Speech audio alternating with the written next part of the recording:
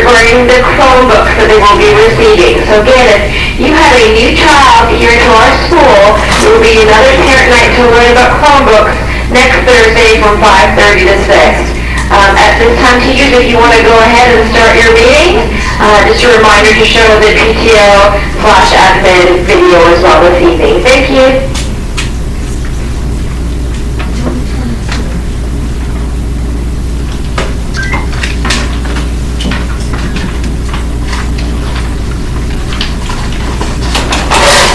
So this is the video she was talking about. We're just going to watch it first. It's about 5 minutes. And just so you know, we're videoing also this tonight, so the parents who aren't here, we can get it to them. They can get all the same information.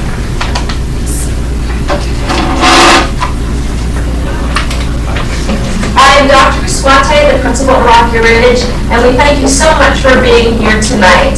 I'd also like to introduce you to our new assistant principal, Mrs. Alicia Peters. Alicia? Hi, I'm Alicia Peters. I'm thrilled to be here with you guys this year. I look forward to working with all of you, and I'm so excited that we have such wonderful parents and support through all of our students and their families. So I look forward to working with you, and have a wonderful evening. Your participation tonight especially is very important to our school because you will make all the difference in the lives of your children here at our school by learning their expectations in the classroom, the things that we are passionate about at our school, and again, getting your assistance to help your child learn best. Speaking of learning best, each year we have a challenge for our students and our teachers. And this year our theme is to create. That is, we are hoping that all of our students and our teachers are going to find meaningful ways to inspire students to learn by getting them and us to create new and creative things. So how do we do that? Well, 8 different ways, as our sign suggests. We are going to be using this year in our school some materials from Project Lead Away. For those of you who were here with us last year, you might remember that we won a $20,000 grant. And that grant was used to Project Lead the Way materials, which will be STEAM focused. They will be materials that will help students to learn how to build and to construct in ways that will incorporate science, technology, engineering, arts, and mathematics. We are also going to challenge our students to learn by getting them to look at project-based learning and problem-based learning. What does that mean? That just means we want to put learning into context and to make sure we're looking at real-life applications of what they are doing and learning in the classroom. Always, we are looking at rigorous instruction. That means we want all of our children to be challenged, to take it from wherever they are to the next level. And our I3 message, which was our theme last year, which was to imagine, to integrate, and to inspire each other as we are learning. Last but not least, all this will happen if we collaborate. And here's where you come in. We are truly hoping that some of you will come into the classroom and help us to lead different initiatives. We need your help. Another area that I'm really asking all parents, guardians, and friends to help us with at our school this year is with reading. In the next few weeks in our newsletter, I will be sharing our data from last year, and one of our goals will be really to focus on reading. We need your help by doing one of the following: reading with your child each night for no less than 20 minutes.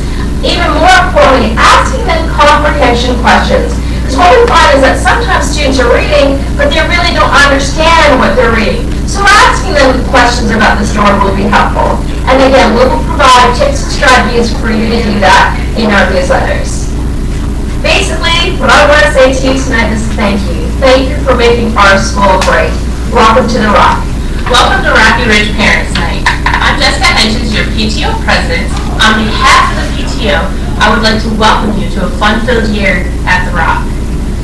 When you think of PTO, you might think of fundraisers, which we do, such as Boosterthon, Spring Fling, to help raise money for fun, exciting things that the children can use, such as the new playground a couple years ago, the water fountain we just installed on our pretty playground last year, and this year we are looking to begin an outdoor class. We also do extra activities such as the book fair, where hundreds of books go home with children each year. We do Santa Shop, where your children get to go Christmas shopping and buy gifts for the family without mom and dad. We also celebrate our teachers with Teacher Appreciation. None of this is possible without your help. We ask that you take a few minutes to sign up on the sheets in your children's classrooms for activities such as classroom celebrations and special snacks, and then visit our table by the theater to help volunteer for the Santa Shop, the book fair, Booster Con. Whether you have an hour each week or an hour all year, we will find a place that works best for you. If you are not a member yet, please go to myschoolfeast.com to pay your PTO dues so that you can receive the monthly PTO newsletter, which also will send out reminders of activities coming, plus activities that we have done, and a few awards that we will want you to know about. Thank you, and have a great year at The Rock. Okay, if you did not receive a copy of this, we have these laying around. This is just, copies for you guys to have of our information that we're going to go over tonight. And once again, I'm Mary Hall, and I'll be teaching your children reading and language arts, writing and grammar and so forth. And I'm just going to begin by talking about the first section, reading. And as Dr. Esquante just got through talking about, it's very important that you read with your child, because volume reading does help children grow as readers. And that's what I've been telling the children so far, too. Novels are geared to each student's instructional levels. Your child may have mentioned that I'm introducing book clubs to them or reading groups to them. They're going to be reading in reading groups during reading time. They're going to be reading books on their independent levels. So right now we're just kind of working on what that looks like. Students participate in reading groups and novel talks on a daily basis.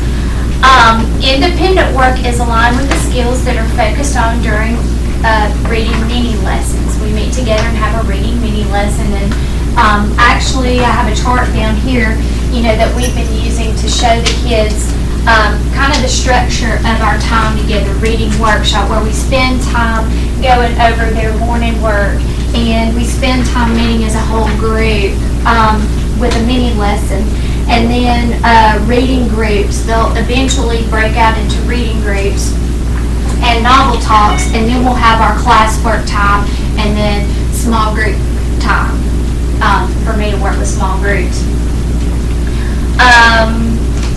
Classwork assignments are a combination of skill sheets, and sometimes we do projects depending on what we're working on. Homework is, and we started homework this week. I sent home a reading log, and also I posted it on Google Classroom, and we'll show you guys more about Google Classroom in just a little bit.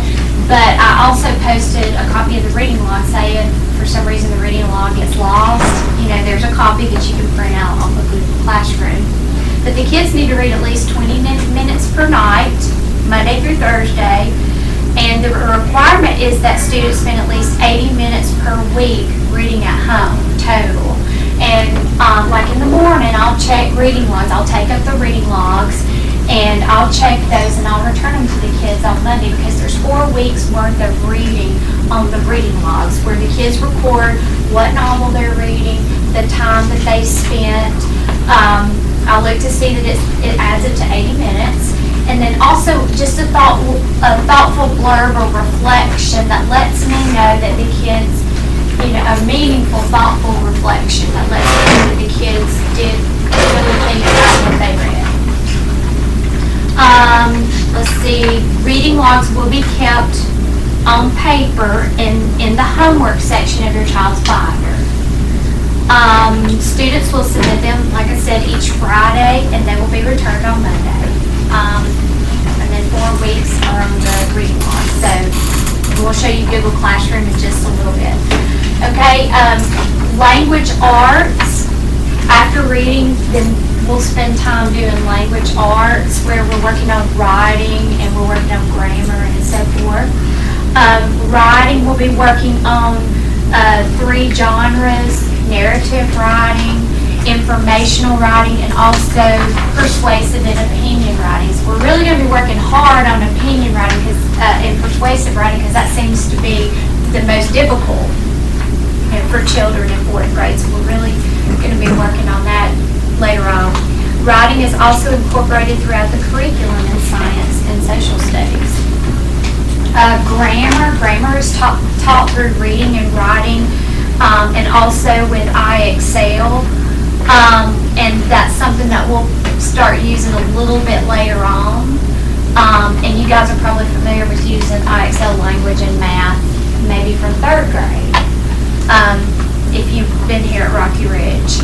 But that will come later. And as far as grammar, I try to incorporate some grammar skills, that tie into what we're doing in reading and what we're focusing on with writing. And also the morning work focuses on grammar skills and reading skills and so forth. Because the kids and I, we talked about how reading and writing all goes together, and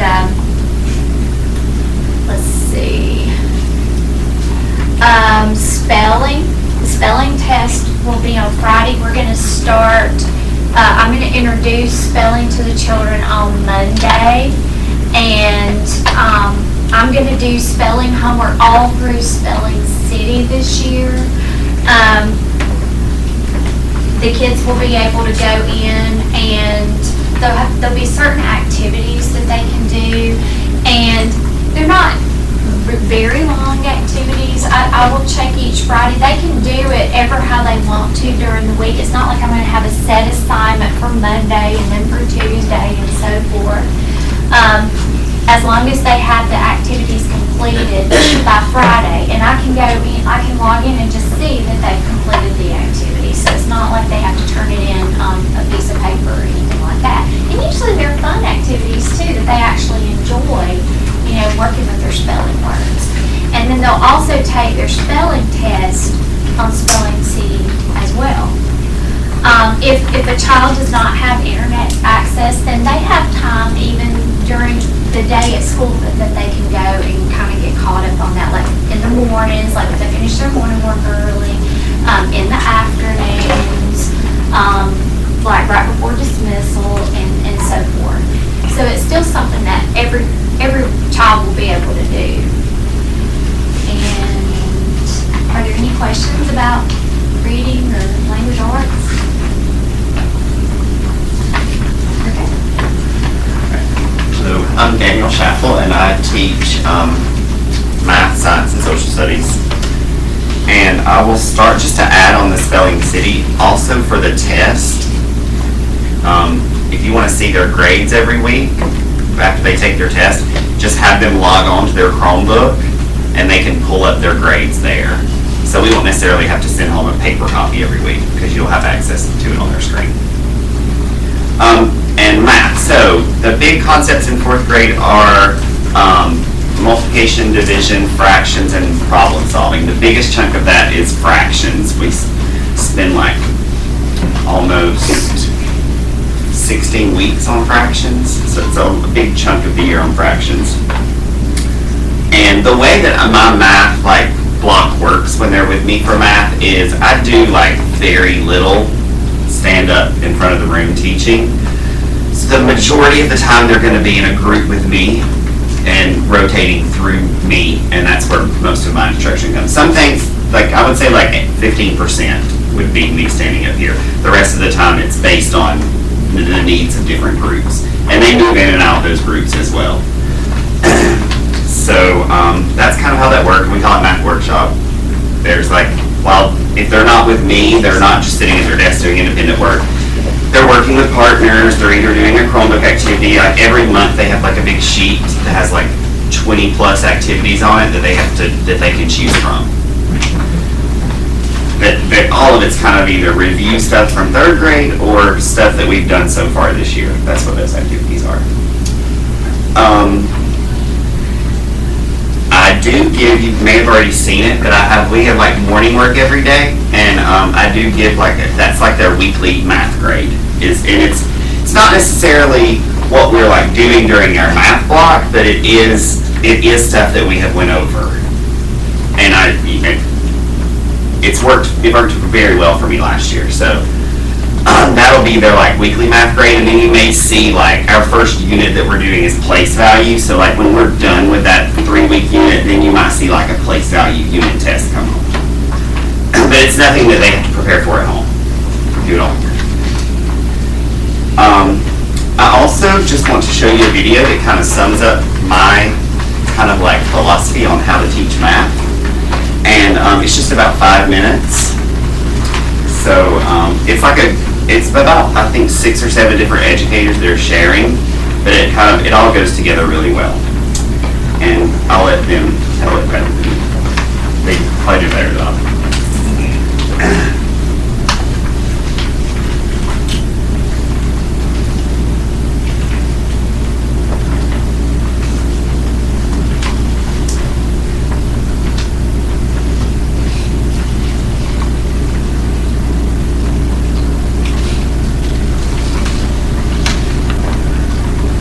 Easier. But if I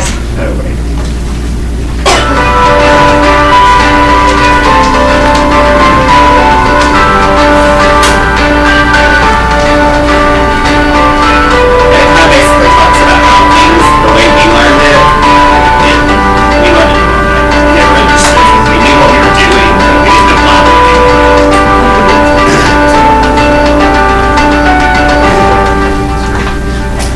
conceptual understanding is essential for learning. It's important to understand why we're doing something and the why and the how. So oftentimes when students would memorize procedures or skills or facts and they don't understand the learning or the reasoning behind them, then they don't know when to apply them. They don't know when or how to use them unless it's in the exact same situation. In Howard County, we focused on developing the concept of rigorous as defined by Common Core, is sort of the 3-legged stool: procedural fluency, conceptual understanding, and application. And we work with administrators and teachers to understand that. For generations, we've been overemphasizing maybe procedures. So if you were fast and fluent, you were rewarded and you were progressed through the course sequence at an accelerated rate. Very important to me is that kids develop a conceptual understanding as well as a procedural understanding of these mathematical concepts. For example, in the example where perhaps you have 2 pieces of fruit for $5, you might want to know how much will 12 pieces of fruit cost. So too often kids set up the proportion and then cross multiply, and they have not an instinct about what they're really doing, why it works, or whether their answer is sensible. So for example, the traditional algorithm in subtraction, just as a primary example, when you borrow, what do you borrow for? Why do you borrow? So literally you have students just, crossing out numbers, yet they don't know why. Well, why do they carry? Why do you carry a 1? What does a 1 mean? Is it a 10? Is it a 1? If you think about the problem, 199 plus 199. You can set it up as a standard algorithm. Combine them up very neatly. You can go 9 plus 9 because you're taught to add the ones first, and do it, and then make another little mark for the one that you carry from 18, which isn't actually a 1, it's a 10. Or you can think flexibly. 199 plus 199. Well, I know 200 and 200 is 400, and I need to take away 2 because it's only 199 in each case. Oh, the answer is 398. And that is the kind of flexibility, the kind of thinking that you want to encourage. If you think about 12, if you think about 12 divided by 3, what you're really asking is how many 3's are there in 12? So if you have a fraction division problem, for instance, 1/2 divided by 1/4, really what you're asking is how many 1/4 are there in 1/2? And the answer is simple, it's 2. because you know what these fractions look like. And you can say there are 2 1/4 and a half. The answer is 2. And so it makes sense, not only from a point of view of what division means, but also it helps address the mystery of that when you divide a fraction less than 1 by a fraction less than 1, you've got a number that's beating either of those fractions. More or less than 32. If you want to do 32 times 1/10, I mean 1 whole, it would be 32. But 0.8 is less than 1 whole, so it's going to be less than 32 wholes. Simply applying a formula or an algorithm isn't going to get them to the place where they understand and grasp the whole problem. For example, we used to teach keywords all the time and how keywords were so important when students were solving a problem. But, you know, when we use that word all together, students were always taught that's addition. And when we give them those shortcuts, it seems like we're making it easier. But if I said there are 28 students altogether in this class, 14 are boys, how many are girls? Well, I'm not adding anymore. I need to subtract. But if we're simply just teaching all these little rules, we're not encouraging the students to really think about those problems. Let's be clear that there's more than one way to learn things. You can learn calculus as a bunch of rules and a bunch of specific types of problems that you learn how to solve. Maybe you can even do well on an exam, but that's not the same thing as knowing it so that you can use it. What Common Core is about, from kindergarten up through the last year of high school, is learning mathematics in a way that enables you to use it, that enables a student to encounter a new problem that they haven't encountered before, and to apply the principles and ideas and computational skills that they've developed and work and solve that new problem. That's really what a student needs to succeed in college.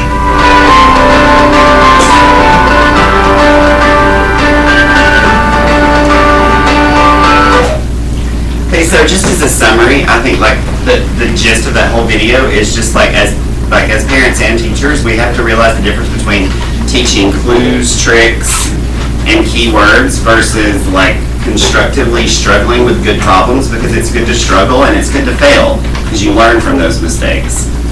And also learning how to do mathematical procedures versus actually making sense of the math that you're learning.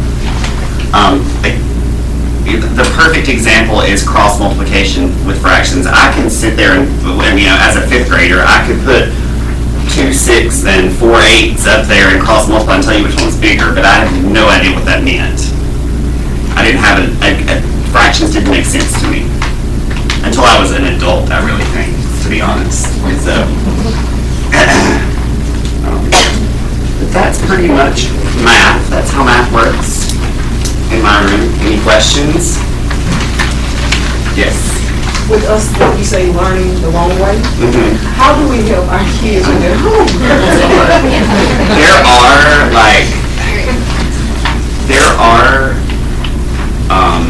I've looked for a way around it. You have to learn it again. One good website is Learn Zillion. They have a lot of videos on there. Another good website is Khan Academy.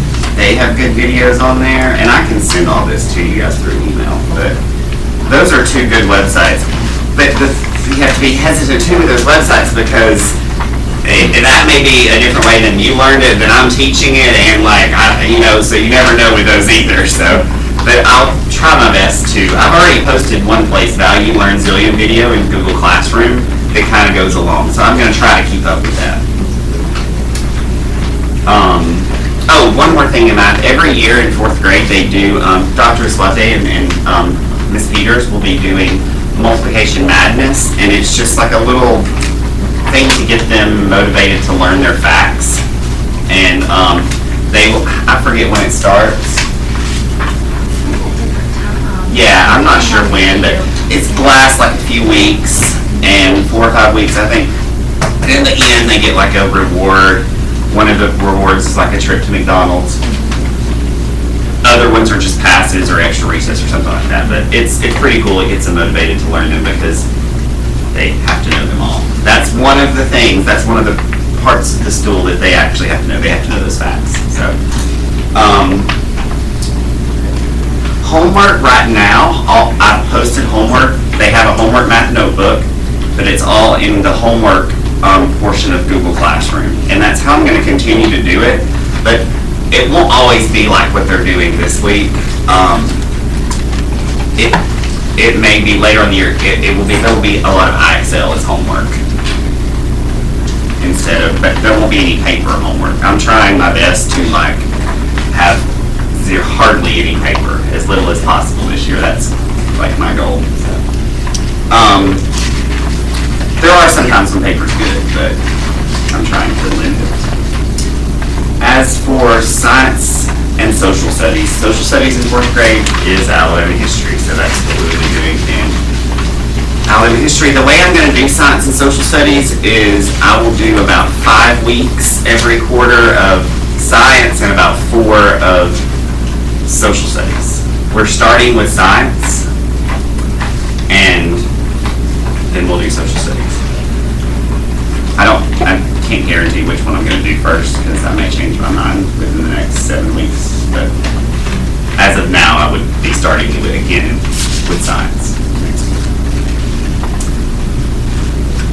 The units that we do in science is we're starting with electric circuits and energy waves. And then we do animal studies and water and landforms. So those are the 3 big things we do in 4th grade. There are science notebooks and all that stuff. It's all online. So it actually is kind of good for you too because you can look at all of that stuff anytime you want to. And you just have to make sure to. The units are all online? Mm-hmm. Energy waves, electric circuits? That's not, no. So those are know whether he's learning the concepts right or can I get it in my form?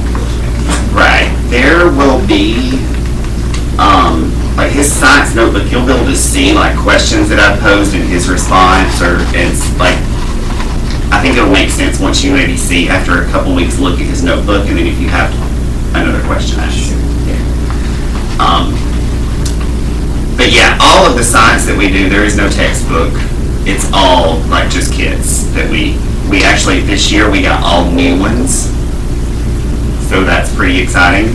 And I'm one of the trainers for it, so the other 4th grade kids aren't getting to do the water and landforms this year, but yours are, so that's good.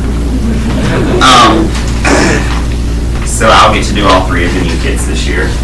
And hopefully we're going to get, as part of the classroom classroom supplement money, we're hoping to get, it's called Science Studies Weekly. We're hoping to get those just to have a paper, something like paper with the science information on it for them to read. Because when you get to the Science Aspire portion of the science portion of the Aspire, it's basically a reading test, but it's reading about science and charts and tables and graphs, and it's not going to ask them what are the parts of this food chain or something like that. That's not what it is. So that's why we were hoping to get those.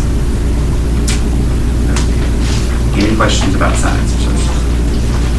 Yes, sir, there's something.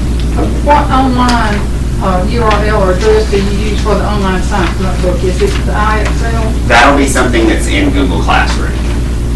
Okay. And I'm going to show you their classroom in a minute when we get down to that section. Now for behavior. The way we track behavior, or I guess you could say bad behavior, but it's not just behavior, it's really the responsibility log is what we call it. And they have to, enter the responsibility log if they, don't do their homework, if they miss their homework, or if they're, just the typical things that you might get in trouble with. But I can show you what that looks like.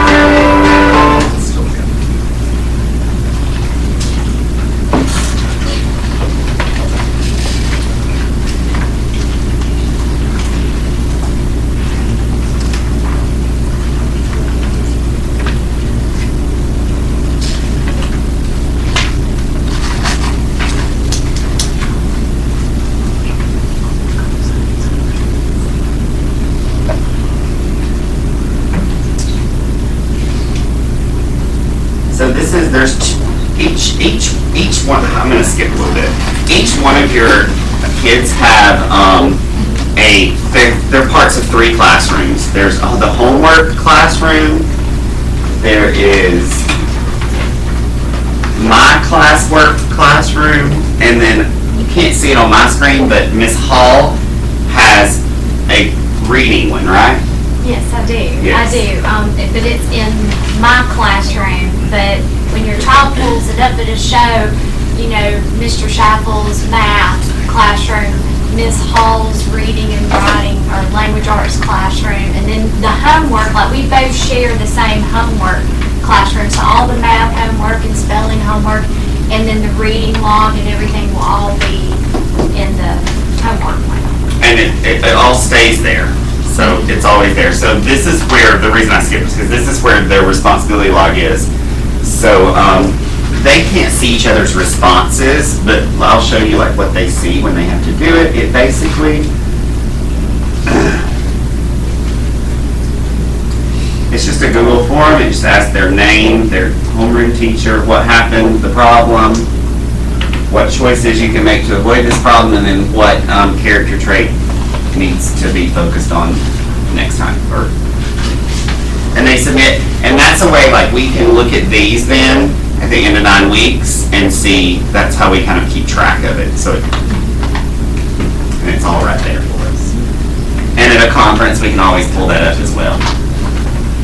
And we really want to focus on, like me, I want to reward the kids. I want them to, do their best and be responsible, and I want to reward them.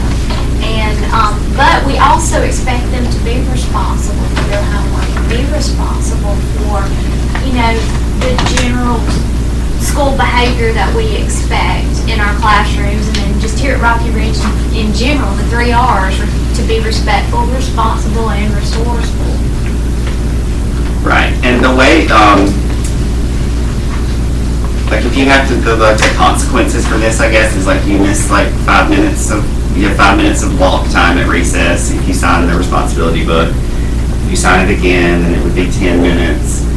If it happens a 3rd time for some reason, then the office can handle that.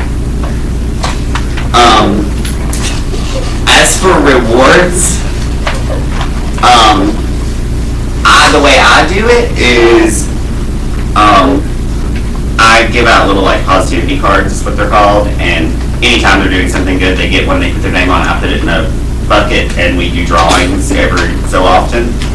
And with that, they get to choose passes, which that's her rewards too.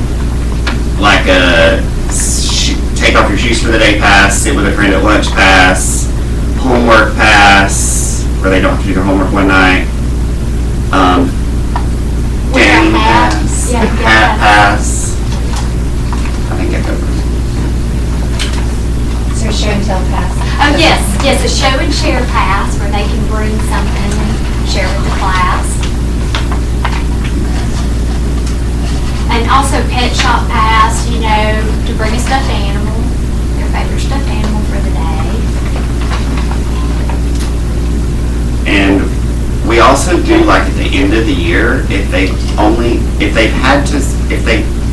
have not signed this any more than 2 times, the last day of school when we leave at 11, we take those kids to McDonald's and buy them lunch that day, and then you just pick them up at like, I think 12:30 or something like that. But that's like the little year-long goal for that for them. Are they aware of that? Yes.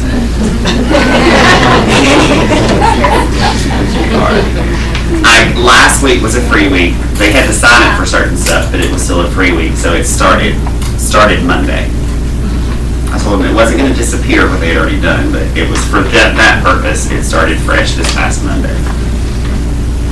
And what I do is, up here I have like these little library targets, and of course my classroom, is organized in class numbers. Each child has a class number, and that goes with their book boxes, their mailbox, and up here.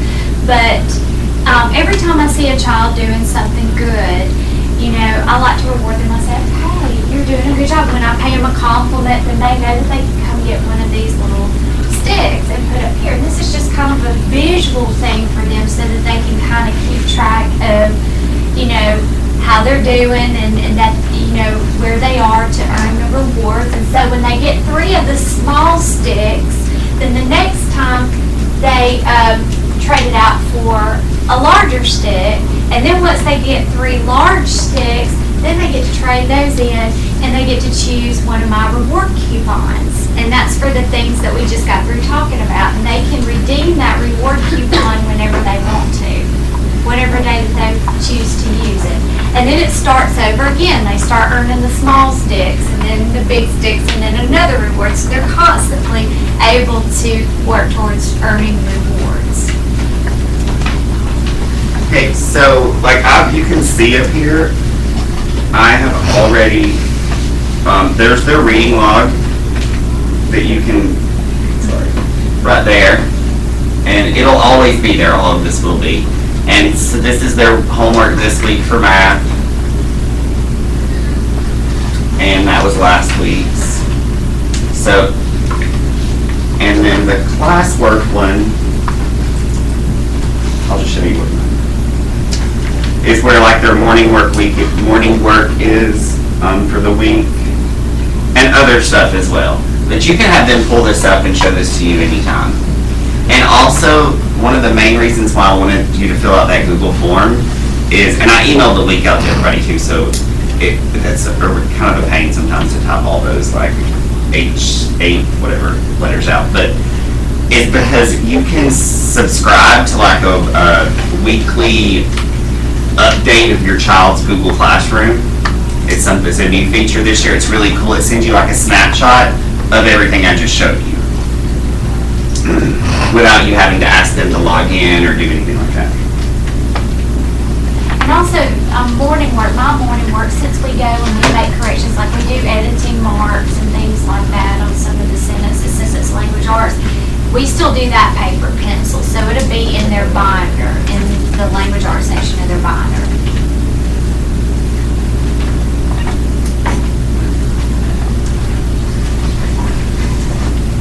I think that's pretty much it. Any questions about Google Classroom? There is no other alternative other than kids signing in the Chromebook to view this. Is there any way as a parent we can have access to this?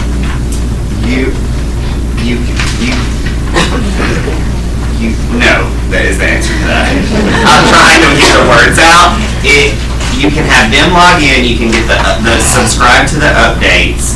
I mean, if you can log into Google on any computer, you know, so I mean, I guess if you knew their password, you could do it. So, you know. I don't want to mess what he is doing, or by accident I cannot delete. But you won't mess anything up just by logging in and looking. No.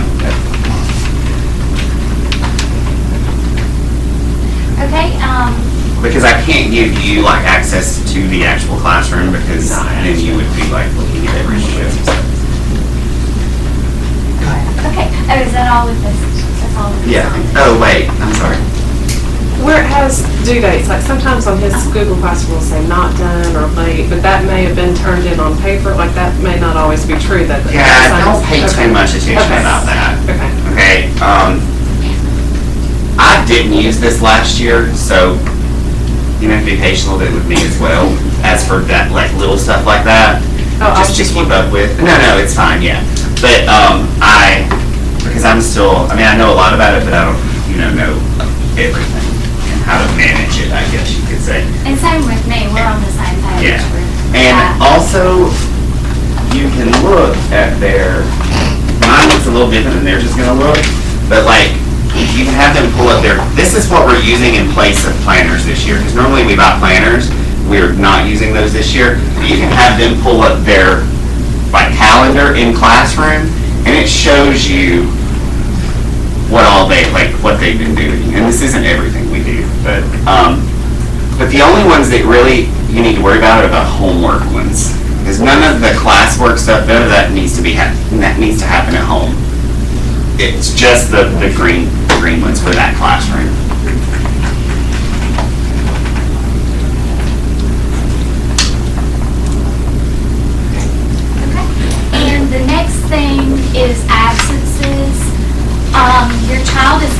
work that was missed while they were absent. It is the student's responsibility to complete the work and return it to the teacher. If your child will be absent many days, please come by the school and pick up any missed work before it becomes overwhelming. And you can email us and just kind of let us know, if your child is going to be out, and then if there's something big that we need to get to you that way, we can. And then if you let us know that you're coming to pick it up, then ahead of time, then we can have some time to get it ready for you and get it to the office. Let's see. And also there is an anticipated absence form to be filled out if you ever prearrange an absence for some reason. Of course, Dr. Esponte has to approve that. You can pick up a copy of that in the office, or you can have a copy emailed to you. Did you have a question? I have two questions. Does this apply to Ms. Ezekiel's classroom as well? Am I in the wrong place? Oh, in absences? No, I'm saying period, this meeting. I was already becoming this place with my son's teachers and Ms. Ezekiel. Somebody in the wrong place?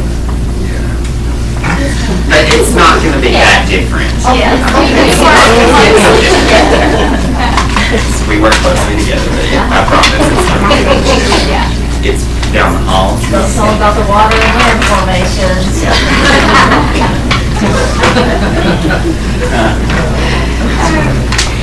And the next thing is Thursday folders. All graded work in school communication will come home in a black folder on Thursdays. Like today, I know my kids, they only had just a few little things from the office. I think something from art, something from office today. But once they start getting graded papers, then those will come home every week in the Thursday folder. And we haven't really talked about it, but I know my graded papers, those have to be all signed by you and brought back, and then I'll send them all home at the end of the quarter. Yes, and I do the same thing. I usually have like a sheet attached, for you to sign, and that just lets us know, like if you sign it and return it on Friday morning, and that just lets us know that you are aware of your child's grades, and it's just communication. That way we know that you're aware of what's going on in the classroom. Oh, and I will say this too, because that has happened a couple times last year. If you have a question about something in that folder, because sometimes there's a lot in there, I don't flip through all of that stuff. So if you have a question about something that's in there, email me. That is the best way, because it takes way too much time for me to sit there and flip. I will scan and look and see if there's signatures, at least on the first one, but it's just not efficient use of my time to sit and flip through all this. So if you have a question, just email me. Yes, and same I'm happy to thing answer too, it, please. Yes, and that will help us get you a better answer. Right, yeah. And quicker answer too. So make sure that those come back on Friday mornings. And PTO school community information will be in the right pocket of the folder. And then, let's see. Are there any questions about Thursday folders? It's just our parent-school communication. Okay, the next thing is lunch. Both of us go to lunch at the same time from 11:25 until 11:55 every day, and you're more than welcome to join us for lunch. Ice cream is available on Fridays. If the kids want to buy an ice cream, it's only on Fridays. Snacks are available for purchase on Thursday and Friday. Bottled water is available every day. And make sure your child knows how much they are allowed to spend on these extras. We've had kids to spend lots of money, and if we don't know, then we've had parents like, well, why? We just sent lunch money, where's it going? And their kids buying lots of snacks and things like that. So we try our best to keep a lookout for it, but, make sure your child understands, how many snacks they can buy. Right. Let's see, the courtyard is a great place for parents and children to eat. You can come and take your child out to the courtyard. And, also, we let the kids, if they want to invite just one friend, they can invite one friend from the class to go and eat with you and the child in the courtyard. Let's see. Birthdays. Parties are not allowed, but healthy snacks are welcome. You may drop off snacks early in the day or have your child bring them to the room. Please follow the Smart Snack guidelines posted on HooverCitySchools.net. And I think there was something that... In a parent letter, I think, the newsletter or something. That we about have... cupcakes and donuts and all that stuff. Yeah, my kid handed me a Pop-Tart left over from breakfast when they had cinnamon rolls and some healthy food guides. And I was like, that's a nice way to word portion. I love cupcakes. But you have to pick one. You have to pick like cinnamon rolls and Pop-Tarts are these different things. So is that for the special snacks, on like the holiday things too? I think... Yeah, okay, the specials, the two parties that we have, which is around Christmas time and the end of the year, those this does not apply to.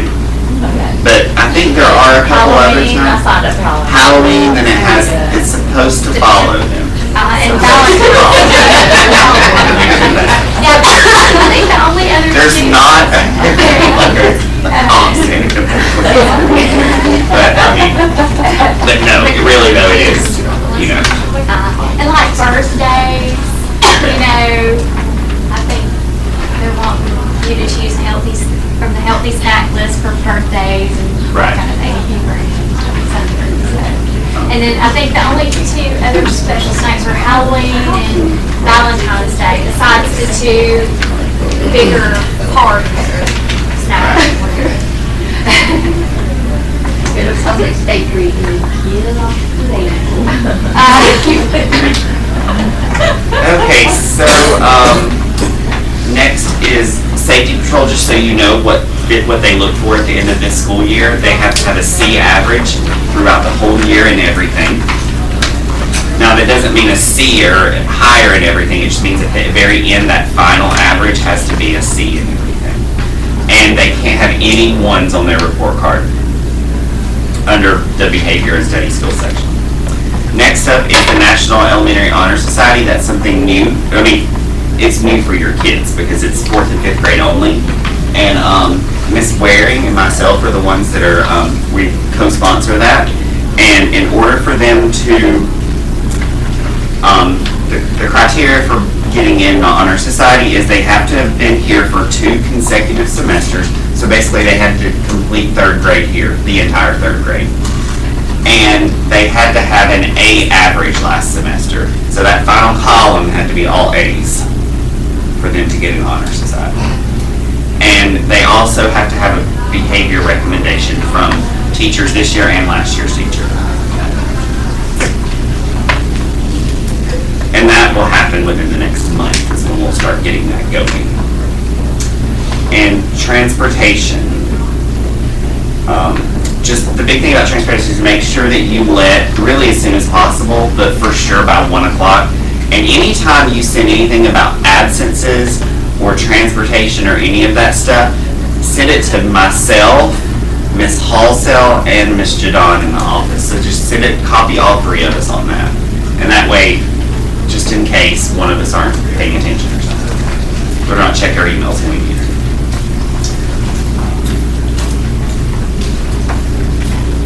Any change of transportation has to be in writing, and I think that I just saw, you may have already heard this, but effective this year, you can't ride the bus home with a friend. You can only ride your designated bus home. And just a couple of notes. Field trips, we're going on 2 this year. We're going hiking at Tannehill State Park on November 16th. And then later in the spring, we'll go to McWayne. And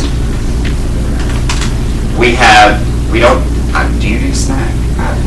There's something things we haven't talked about. This is the first time we're teaching together this year. I mean, like, as partners. Yes, as partners, yes. Because Ms. Robbins, Ms. Ezekiel and I, we were a 3-person, the last couple of years.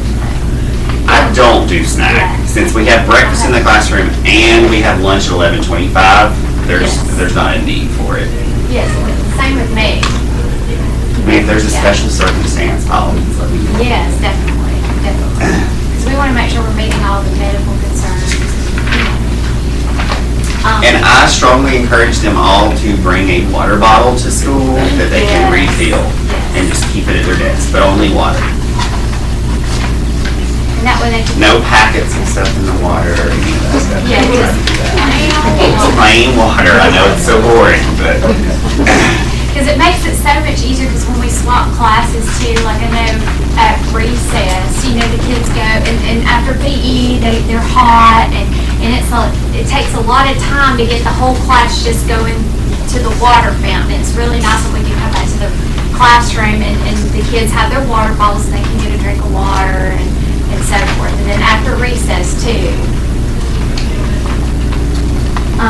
Let's see, the last thing, just a few pieces of general information, which we just covered the snack thing, since we have breakfast in the classroom and early lunch, there will not be a designated snack time. And water bottles, we just talked about that.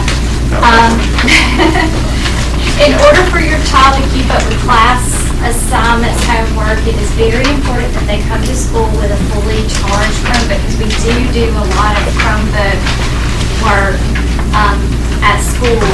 So, and I know a lot of kids, we try to encourage the kids, hey, you need to charge your Chromebook at night before, you come to school. That way they have plenty of charge in their batteries. Because, we just don't have the time to charge Chromebooks. For the outfits. Yes, or the outfits, yes. Let's see, this year your child, okay, we just said, I'm language arts, reading, and he's science, social studies, and math. Also, please join PTO and support, our classroom and students in any way. Our PTO is wonderful, does lots of wonderful things for us here, and, it's a great way to get involved in Rocky Ridge. And also, once again, we have all the parent volunteer information on the back table. And don't forget to sign up, find your child's name, and, write your child's t-shirt size down for Boosterthon. And all that's on the back table. That's pretty much it. Thank you all for coming. Yes, thank you for coming.